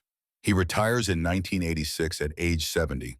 He has taught thousands of boys. He has helped hundreds of them understand mathematics, pass their exams, go on to university, become engineers and scientists and teachers themselves. He has made a difference in the world, a positive difference, something that balances however slightly against the death and destruction of the war years. But the balance is never quite even. The weight never quite lifts. The memories never quite fade. Morrison carries the war with him every day of those 40 years. He carries the 10 boats and the 400 men and the 90 seconds that repeated 10 times, each time ending with explosions and death and the terrible silence that followed. He writes occasionally in his diary, though the entries are rare now, scattered across decades. Birthdays, anniversaries, moments when the past intrudes on the present with particular force. June 7th, 1964. 20 years since D-Day. 20 years since the tide truly turned and we knew we would win. I remember the convoys carrying troops to Normandy, the frantic hunts for U-boats that might disrupt the invasion. We sank 3 boats in May and June of '44. How many men did those boats carry? 120, 130. I saved thousands of Allied soldiers by killing those submariners. That should matter. That should mean something. Why does it still feel like murder? March 17th, 1974. 30 years since U-732. I still see it. I still count the seconds. I still hear the explosions. Will I carry this to my grave? Will I ever be free? May 8th, 1985. 40 years since VE Day. Margaret organized a celebration at school. The boys asked me to speak about the war. I declined. What could I tell them? That war is not glorious. That killing costs more than dying. That victory tastes like ashes. They are 14 years old. They play video games about World War II. They think it was an adventure. Let them keep their innocence. They will learn soon enough that nothing is as simple as it seems. The entries stop again in the 90s. Morrison is old now. 80s slowing down. His hands shake. His memory fails sometimes, though, never about the war. The war he remembers with perfect clarity. Every detail, every calculation, every second of those 90-second windows he created 10 times between 1942 and 1945. Margaret worries about him. He has nightmares more frequently now. He wakes screaming, tangled in sheets, fighting enemies, long dead. She holds him until the terror passes, until he remembers where he is, until he can breathe normally again. She asks if he wants to talk to someone, a therapist, a counselor, someone trained to help veterans cope with trauma. But Morrison refuses. What would be the point? The war was 50 years ago. The men he killed have been dead for half a century. Talking about it will not resurrect them. It will not ease his guilt. It will only bring the memories closer to the surface when what he wants is to bury them deeper. So he continues as he has always continued, teaching until he retires, fathering, watching his children grow and marry and have children of their own, grandfathering, delighting in grandchildren who will never know what he did in the war, living as best he can with the weight he has carried for 50 years. On March 12, 1994, 50 years and 5 days after you, 732 went down. A deep-sea exploration team discovers the wreck. They are mapping the ocean floor for an environmental survey using side-scan sonar to catalog shipwrecks and debris fields, when their equipment picks up a large metal object at 912 feet depth. The coordinates match the approximate location where HMS Swell reported sinking a U-boat on March 17, 1944. The exploration team leader, a marine archaeologist named Dr. Sarah Chen, recognizes the significance immediately. She has studied the Battle of the Atlantic extensively. She knows how few U-boat wrecks have been positively identified and surveyed. She knows that finding one in this condition, still mostly intact, is historically significant. Dr. Chen's team sends down a remotely operated vehicle equipped with cameras and lights. The ROV descends through darkness, through pressure that would crush a human being, through water that has not seen sunlight in millions of years. At 900 feet, the ROV's lights illuminate something that has not been seen by human eyes in 50 years. A submarine, a Type 7C U-boat. The conning tower is crumpled, collapsed inward from a massive impact. The hull amidships shows a large breach, edges torn and bent. The stern section is damaged near the propeller shaft, but overall the boat is remarkably intact. It sits upright on the ocean floor, bow slightly elevated, as if it is still trying to surface even after 50 years. The ROV moves closer. Its cameras record every detail. The deck gun still in place. The periscope housing, twisted but recognizable. The escape hatches sealed shut, never opened, because there was no time, no chance, no hope of escape. The cameras pan along the hull and find the identification number, corroded but still legible. U-732. Dr. Chen contacts the German Naval Archives. She provides the coordinates and the identification number. The archives cross-reference position with known U-boat losses. The database confirms what Dr. Chen already suspects. U-732, Kapitän Lieutenant Werner Hartmann, commanding. Lost with all in hands. March 17, 1944. Last known position matches the wreck coordinates exactly. Cause of sinking, Hedgehog attack by HMS Swale. 44 men killed. The archive sent a representative to join Dr. Chen's team. Together they conduct a more thorough survey of the wreck. The ROV enters the boat through the breaches, films the interior compartments. The flooding was catastrophic. The destruction was complete. No one could have survived. Death would have come within minutes, perhaps seconds. The ROV's cameras find artifacts. A coffee cup still attached to its clip. A pocket watch stopped at 1529. A boot leather preserved by the cold and darkness. And in what remains of the control room, wedged against a bulkhead, a leather wallet. The ROV's manipulator arm retrieves the wallet carefully. It is brought to the surface, placed in a conservation bath, treated with chemicals to prevent deterioration. When it is finally opened weeks later in a laboratory in Germany, the conservators find something remarkable. A photograph sealed in oilcloth, protected from the water by Werner Hartmann's foresight 50 years ago. The photograph is faded but still recognizable. A young woman in a blue dress smiling at the camera. A baby in a white blanket, eyes closed, peaceful. A family captured in a moment before the war took everything from them. The archives reach out to surviving family members. There are not many. Most of U-732's crew were young, unmarried, with parents now deceased. But Hartmann had a wife and daughter. The archives search civil records. They find that Elsa Hartmann died in 1984, heart failure, alone in Hamburg. But the daughter Anna is still alive. Anna Hartmann is 51 years old now. She lives in Munich, where she moved after university to escape the memories of Hamburg. She never married. She works as a mathematics teacher. Like the father, she never knew teaching at a gymnasium, helping students understand calculus and physics. She has lived her entire life with a ghost, a man she cannot remember. A father who exists only in stories her mother told and faded letters written before she was born. The archives call her in April of 1994. They tell her they have found her father's boat. They tell her they have retrieved artifacts from the wreck. They tell her they have something that belongs to her family, something her father carried with him to the bottom of the ocean. Anna travels to the German Naval Museum in Wilhelmshaven.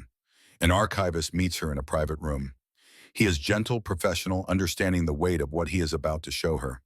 He brings out a clear plastic case containing the photograph cleaned and stabilized, looking almost as it must have looked the day Werner Hartmann placed it in his wallet. Anna picks up the case with trembling hands. She looks at the photograph and sees her mother young and beautiful and alive, smiling in a way Anna never saw in life, because the war took the smile away and left only sadness and memory.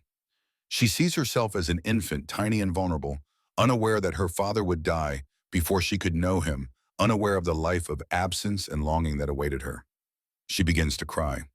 Not loud sobs, but quiet tears, the kind that come from 50 years of absence, 50 years of wondering what her father looked like when he smiled, what his voice sounded like, whether he thought of her in his final moments, whether he loved her even though he never got to know her. The photograph answers some of those questions. He carried her picture with him. He kept it protected. He kept it close. His last act before death was probably to look at this photograph, to think of his wife and daughter, to say goodbye to a life he would never see again. Anna holds the photograph case for a long time. The archivist sits quietly, giving her space, giving her time to process what she is seeing and feeling. He has done this before, has reunited families with the last possessions of their loved ones, recovered from sunken ships and crashed planes and battlefields long cold. It never gets easier. The grief is always fresh, even after 50 years, because grief is not about time. It is about love that has nowhere to go, about words that were never said, about futures that never happened. Eventually, Anna looks up. Her eyes are red, but her voice is steady. Thank you for finding him. Thank you for bringing him back to me. The archivist nods. There is something else, he says carefully. The British naval records show which ship sank U-732, HMS Swale. The commander was Lieutenant Commander James Morrison. We have contacted him. He is still alive. He is 78 years old. He lives in Liverpool.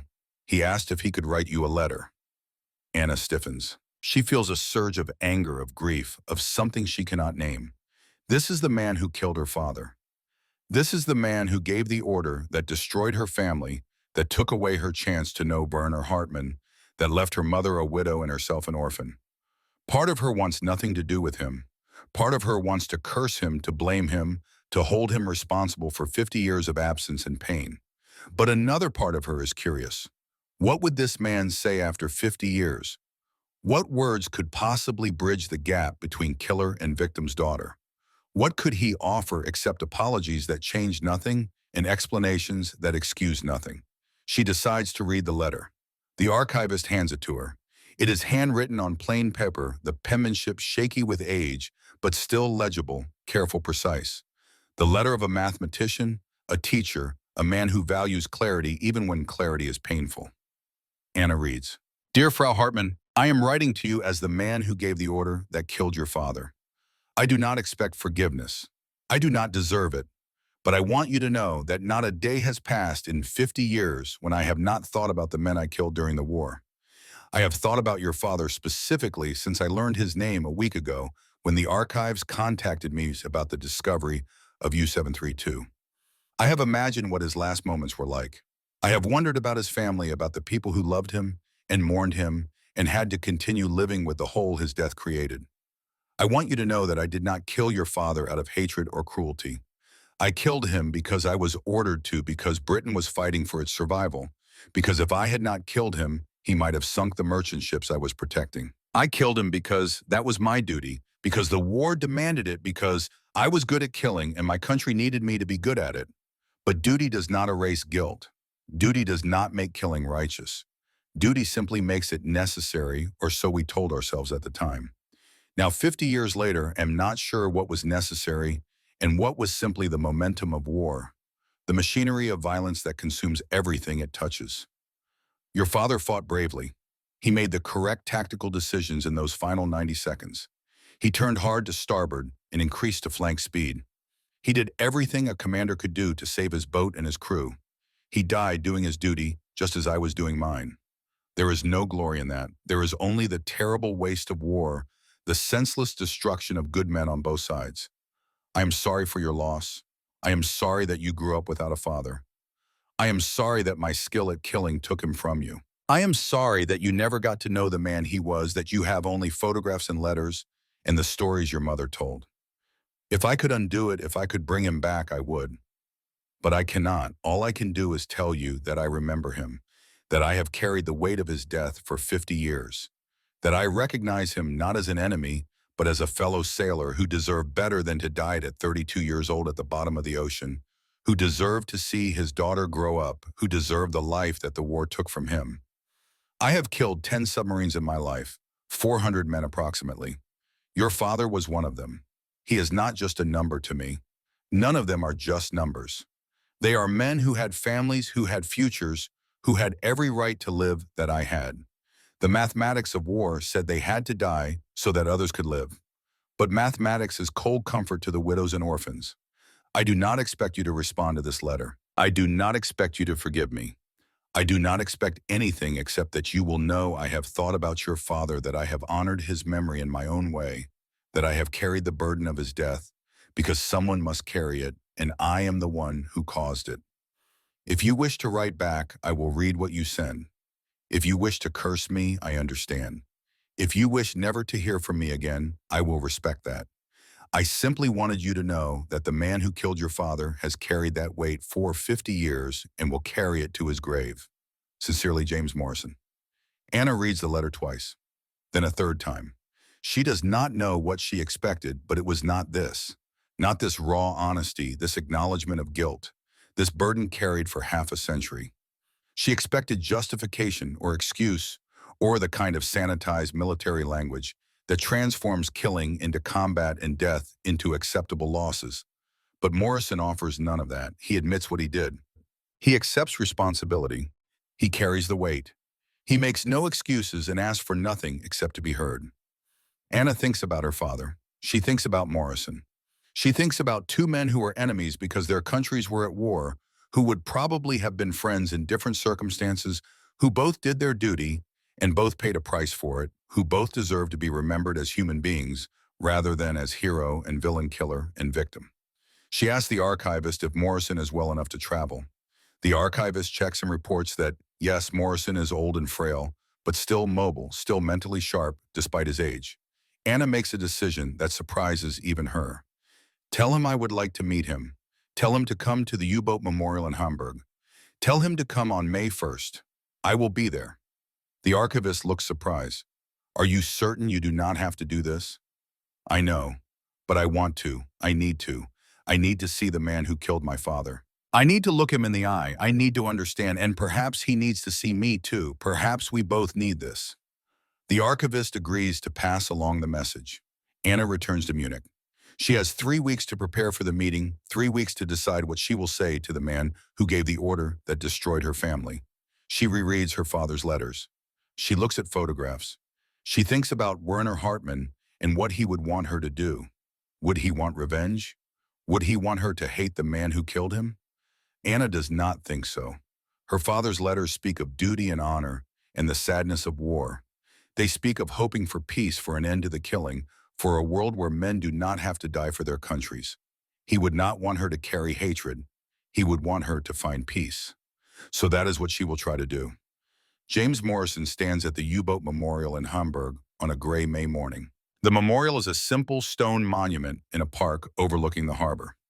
On the stone are carved the names of all the German submariners who died during the war. Over 30,000 names, 30,000 men who went to sea and never came home. Morrison finds Werner Hartmann's name on the list. U-732. He traces the letters with his finger, feeling the carved stone, the permanence of it. This is the man he killed 50 years ago.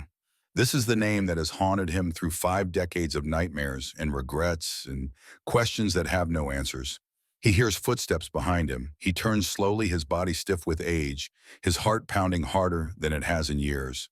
A woman approaches. She is in her 50s with gray hair pulled back in a simple bun, wearing a dark blue dress, carrying the photograph in its protective case. You must be Commander Morrison. Her voice is calm, controlled, though Morrison can hear the emotion underneath. He nods. I am. And you must be Anna. I am so sorry. I am so very sorry. The words feel inadequate. How do you apologize for killing someone's father? How do you express regret for something you would do again if placed in the same circumstances? How do you bridge the gap between duty and guilt? Anna looks at him for a long moment. She sees an old man bent by time and weight with sadness carved into every line of his face. She sees a man who has suffered, who has carried guilt for half a century, who came here despite everything because she asked him to, because he could not refuse, because he needed this meeting as much as she did. She steps forward and does something Morrison does not expect. She embraces him. Morrison stands frozen for a moment, shocked by the gesture. Then slowly, carefully, he puts his arms around her. They stand there together, the daughter of the killed and the killer. Two people connected by 90 seconds of violence 50 years ago, two people who have both been victims of war, even though only one of them died. When they separate, both have tears in their eyes. Anna speaks first. You did your duty. My father did his. The war did this, not you.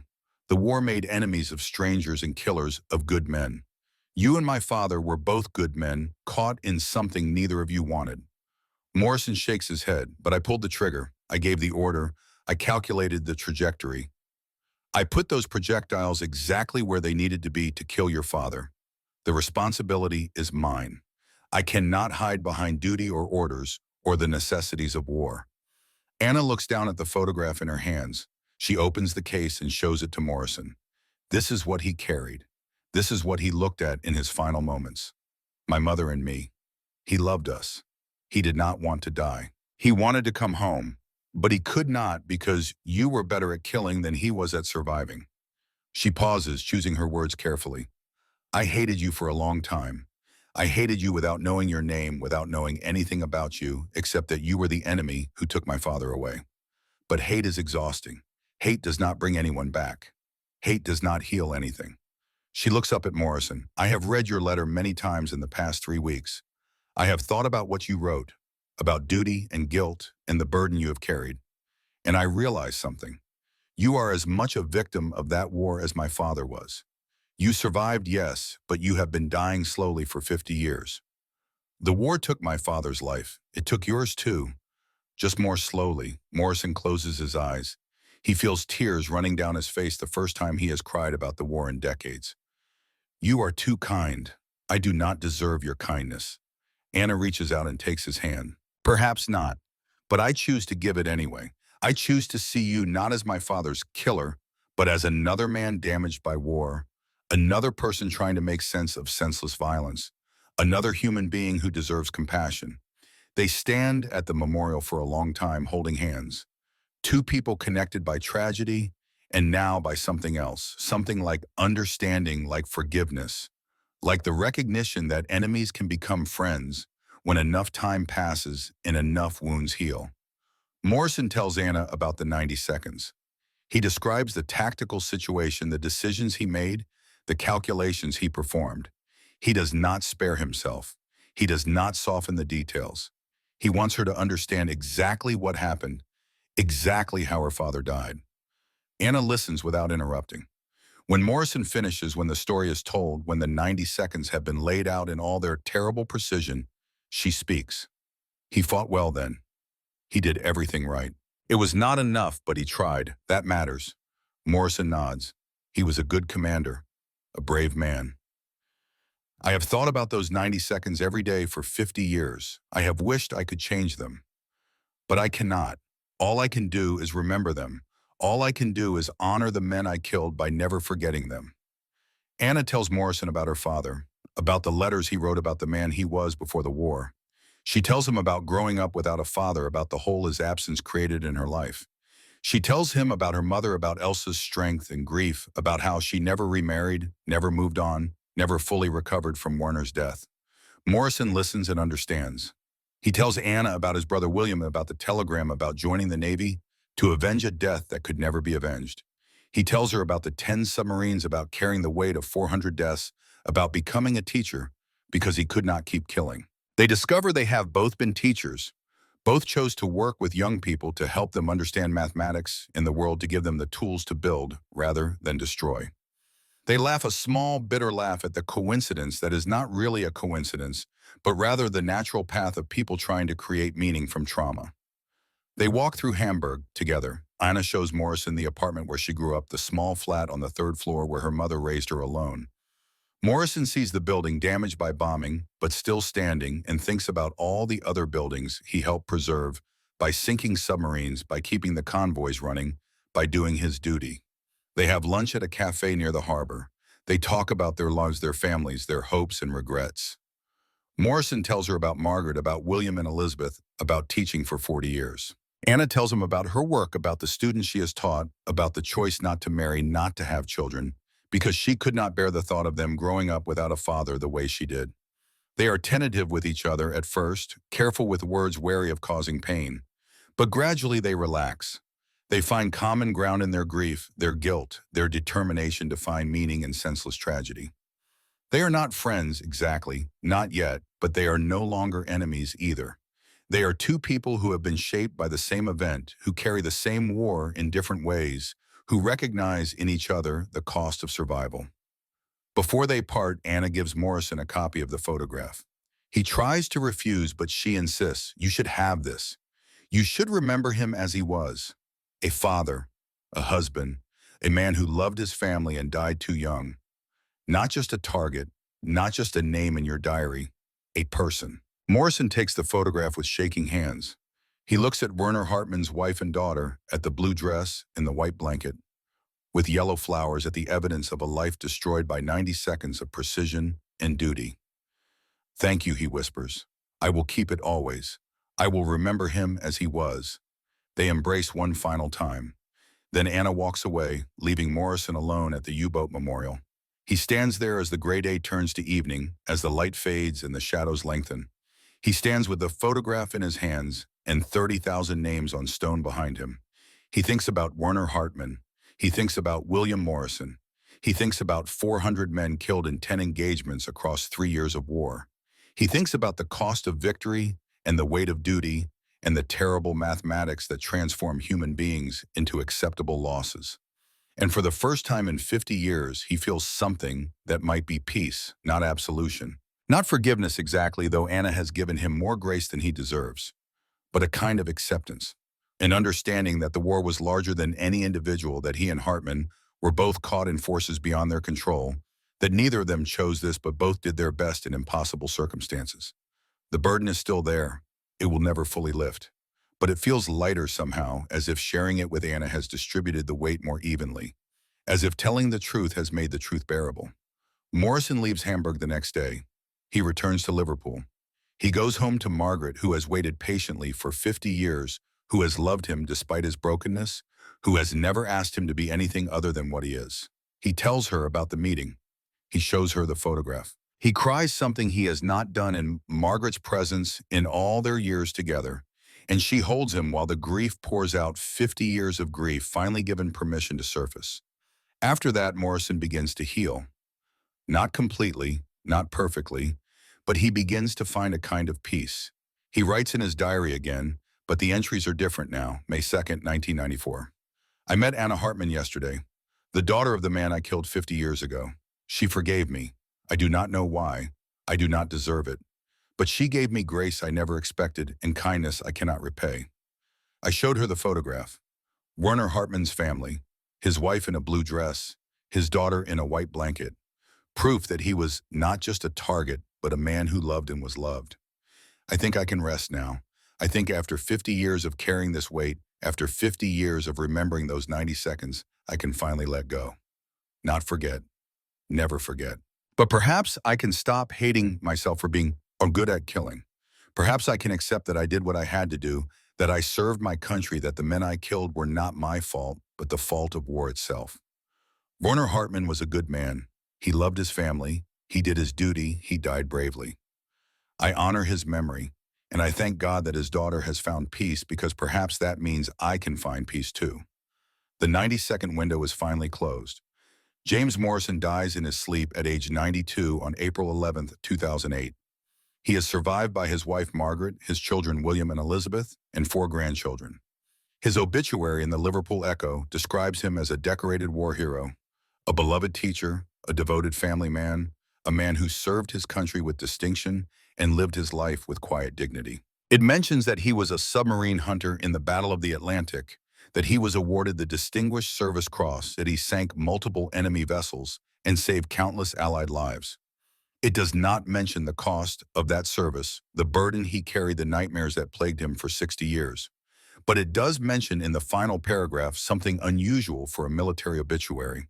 It mentions that in 1994, Commander Morrison met with the daughter of a German submarine commander he had killed during the war, that they formed an unlikely friendship, that they corresponded regularly until his death, that she visited him in Liverpool twice more before he became too frail to travel. It mentions that Anna Hartman sent a statement to be read at his funeral. The statement said this: James Morrison was a man of honor and conscience who carried the weight of war for 60 years. He killed my father in service to his country, but he never forgot that my father was a man, a husband, a father. He remembered all the men he killed. He honored their memory. He paid a price for victory that few people understand. He deserves to be remembered not just for his skill as a warrior, but for his humanity as a man who never stopped seeing his enemies as human beings. May he rest in peace. May he finally be free of the burden he carried so long. May he be reunited with his brother William, and may they both know that their sacrifices were not in vain.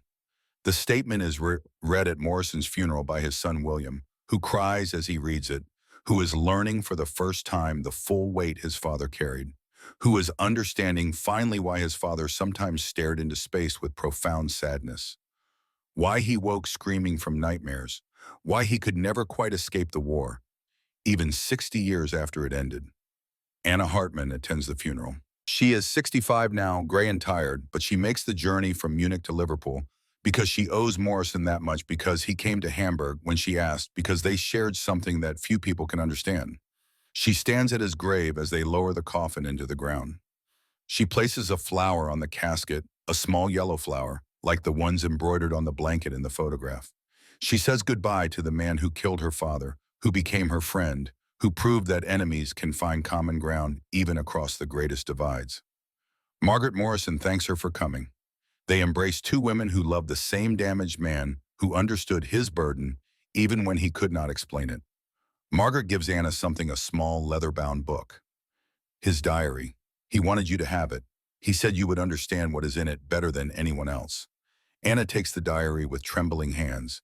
She will read it when she returns to Munich. She will read 50 years of guilt and grief and the slow journey toward acceptance. She will understand more fully the cost Morrison paid for doing his duty, the price of being good at killing, the weight of carrying 400 deaths for half a century. But she will also read the final entries, the ones written after their meeting, the ones that speak of peace and healing and the grace of forgiveness. She will read Morrison's words about her father, about honoring his memory, about recognizing him as a fellow sailor who deserved better than death at 32. And she will understand that their meeting mattered, that it helped Morrison find the peace he had been seeking for 50 years, that it closed the 90-second window finally and completely. Today, HMS Swale's Hedgehog mortar system sits in a naval museum in Portsmouth. The placard beside it explains how the weapon revolutionized anti-submarine warfare, how it increased kill rates from 5% to 25%, how it helped win the Battle of the Atlantic and save Britain from starvation. The placard does not mention the 90 seconds. It does not mention Werner Hartmann or James Morrison or the 400 men who died beneath Hedgehog projectiles. It does not mention the price paid by the men who operated the weapon and the men who died beneath it. But visitors to the museum sometimes pause at the Hedgehog display longer than at others. Something about it catches their attention. Maybe it is the brutal efficiency of the design. Maybe it is the knowledge that this weapon, this arrangement of steel and explosive, killed hundreds of men during the war with mathematical precision. Or maybe it is something else. Maybe it is the recognition that war creates impossible choices, that duty sometimes demands terrible things, that the men who fought on both sides were mostly good people, trapped in circumstances beyond their control, doing their best in situations where there were no good options, only varying degrees of terrible. The Battle of the Atlantic is over. The war is over. The U-boats are gone, resting on the ocean floor, or scrapped for metal decades ago. The men who fought are dying, the last veterans passing into history, taking their stories with them. But the memory remains. The lessons remain. The knowledge that human beings are capable of both great courage and great destruction remains. In Hamburg, at the U-boat memorial, Werner Hartmann's name is carved in stone alongside 30,000 others. On May 1st, every year on the anniversary of her meeting with Morrison, Anna Hartman visits the memorial and places flowers there. She brings her students, sometimes teaching them about the war, about the cost of it, about the human beings behind the names. She tells them about her father. She tells them about James Morrison. She tells them about two men who were enemies, who killed and were killed in service to their countries, who deserved better than the fate war gave them. And she tells them about forgiveness, about how enemies can become friends, about how understanding and compassion can bridge even the greatest divides if we are brave enough to reach across them. In Liverpool, Morrison's grandchildren sometimes visit his grave. They bring the photograph with them, the one Anna gave him, the one showing Werner Hartmann's family. They have learned the story, now learned about their grandfather's war, learned about the burden he carried and the peace he finally found. They understand now why he was sometimes sad, why he had nightmares, why he taught mathematics instead of staying in the Navy. They understand the cost of war, the weight of command, the terrible mathematics that transform human beings into targets and killing into duty. And they promise, as their grandfather once promised, to remember. To remember not just the victory, but the key, not just the heroism, but the humanity, not just the duty, but the burden it creates. U-732 still rests on the ocean floor 912 feet below the surface. The German government has declared it a war grave. It will not be disturbed. It will not be salvaged. It will remain there forever, a monument to Werner Hartmann and the 43 men who died with him, a reminder that beneath every military engagement, beneath every tactical decision, beneath every successful attack, there are human beings who loved and were loved, who had futures that were taken from them, who deserved better than to die young in the service of causes they barely understood. The photograph that Werner carried with him is now in the German Naval Museum, displayed next to his name and service record. Visitors can see it there. They can see Elsa in her blue dress, Anna in her white blanket, evidence of a family destroyed by war. And next to the photograph is Morrison's diary donated by Anna after she read it, so that future generations can understand the cost of victory, the burden of command, the weight carried by men who did their duty and paid for it with their peace of mind. The 90-second window is closed now. The men who lived through it are gone. Hartmann has been dead for 80 years. Morrison for 16. Anna passed away in 2015 at age 72. Never having married, having devoted her life to teaching and to keeping alive the memory of both her father and the man who killed him. But their story remains, a story of duty and sacrifice and the terrible cost of war. A story of two families connected by tragedy and separated by oceans. A story that ended not with hatred, but with two people, Anna and Morrison, choosing to remember, rather than condemn to honor, rather than judge to heal, rather than perpetuate the cycle of violence. That is the legacy of the 90-second window. Not the killing, but the reconciliation that came after.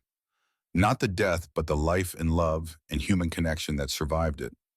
Not the weapon, but the humanity that proved stronger than any weapon ever made. In the end, Werner Hartmann and James Morrison were both victims of war. One died at 32, the other lived to 92, but carried the weight of killing for 60 years. Both served their countries. Both did their duty.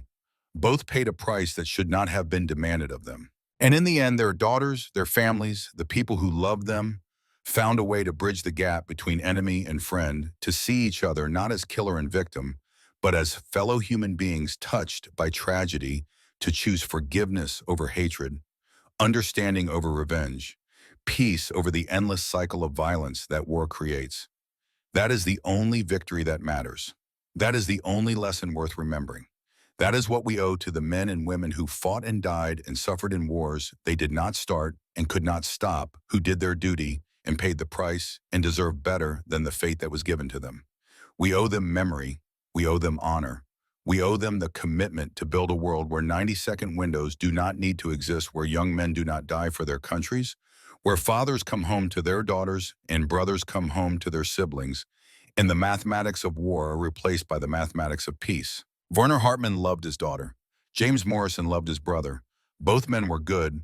Both men were human. Both men deserve better. We remember them, we honor them, and we commit to doing better. The 90-second window is closed. May it never open again.